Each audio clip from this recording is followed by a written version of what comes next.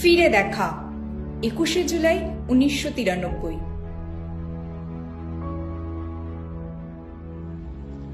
নব্বইয়ের দশকের শুরুর দিকে বাম রাজ্য সরকার ভোট কারচুপি করছিল এবং বাংলার মানুষের গণতান্ত্রিক অধিকারের ওপর নেমে এসেছিল গভীর সংকট।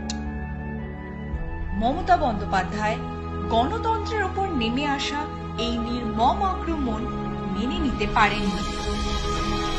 21শে জুলাই 1993 তার নেতৃত্বে ভোটার কার্ডকে ভোট দেওয়ার একমাত্র বৈধ পরিচয়পত্র করার দাবিতে মহাকরণচল অভিযান হয়।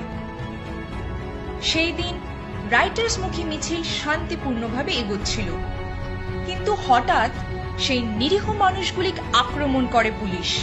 ছোড়া হয় কাঁদানে গ্যাস এবং লাঠিচার্জ করে নির্মম আঘাত করা হয় গণতন্ত্র বাঁচানোর চেষ্টা করা সেই মানুষগুলির উপর।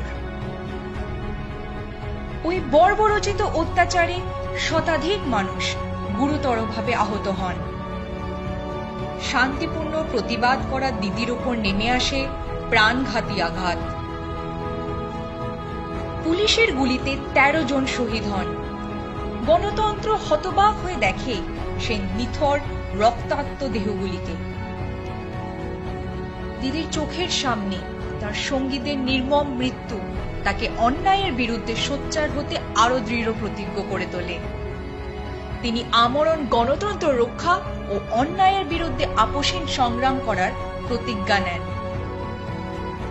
প্রতি বছর 21শে জুলাই সর্বভারতীয় তৃণমূল কংগ্রেস সেই 13 জন বীর শহীদকে শ্রদ্ধাঞ্জলি অর্পণ করে, যারা গণতন্ত্র রক্ষা করতে নিজেদের প্রাণ বলি দেন।